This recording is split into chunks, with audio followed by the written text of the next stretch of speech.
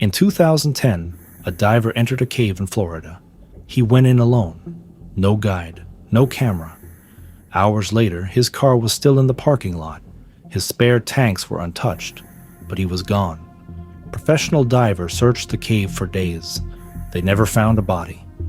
And to this day, no one truly knows what happened inside.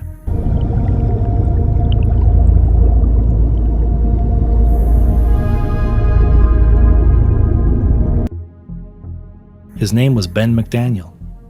He was 30 years old. Not a professional diver, but not a beginner either. Ben was from Tennessee.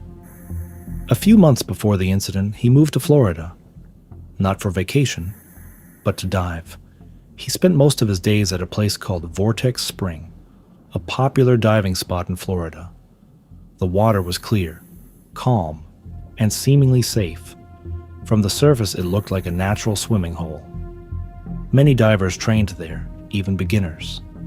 But beneath the surface, there was something most people didn't see. At the bottom of the spring, there was an underwater cave system. Narrow passages, dark corridors, and confusing turns. Some sections were considered too dangerous to enter. Visibility could drop to zero. One wrong turn, and a diver might never find the way out. Because of this, a metal gate had been installed inside the cave. It sat about 30 meters below the surface. Its purpose was simple: to stop divers from going too deep. Most divers stopped there. They saw the gate and turned back, but not Ben. People who saw him often said he became obsessed with that cave. He kept coming back, diving longer, going deeper. And one afternoon in August 2010, Ben decided to go in alone, past the gate, and he was never seen again. August 18th, 2010. It seemed like an ordinary day. Ben arrived at Vortex Spring like he always did. He greeted the staff, made small talk. Nothing seemed unusual. Some people later said he looked calm, not rushed, not nervous, just another dive day.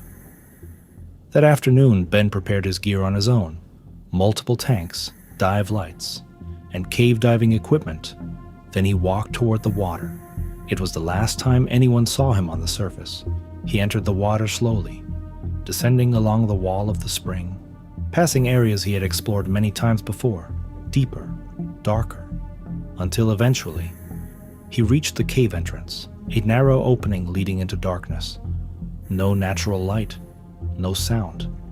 Inside, there was only cold water and sharp limestone surrounding him. A few meters in, the metal gate was waiting. The same gate that made most divers stop, an unspoken boundary between safe and not. No one knows what Ben was thinking in that moment. There was no camera, no recording, only a trail of bubbles slowly fading into the cave. And after he passed that gate, Ben McDaniel was never seen again. A few hours after Ben entered the water, something started to feel wrong. His car was still parked at Vortex Spring. All of his personal belongings were still there. There was no sign that he had left.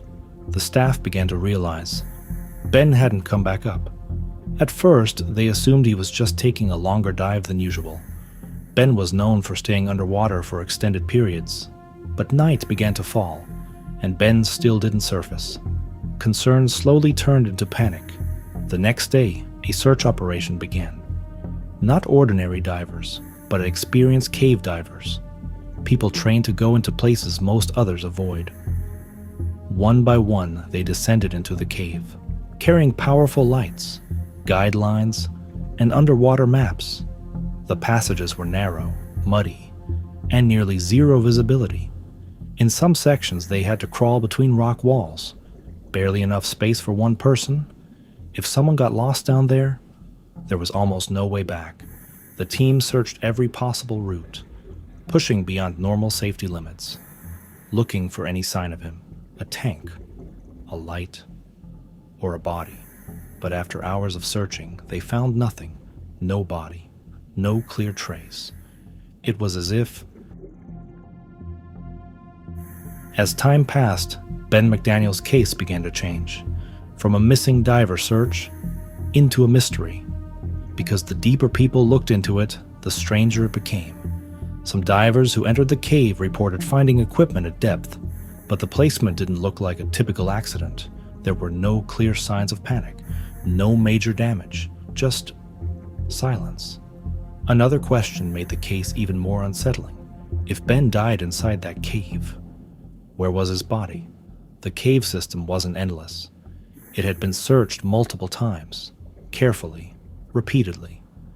Yet the result was always the same, nothing. And so, the theories began. Some believe Ben became trapped deep inside a narrow passage beyond the reach of search teams. Others speculate something happened in that cave, something that was never fully revealed. And some believe Ben never made it back out, and never will. To this day, Ben McDaniel is still listed as a missing person. No body, no definitive answers, just a dark cave in Florida that may still hold his final moments. And somewhere beyond that metal gate, in the silent dark below, Ben McDaniel may still be there.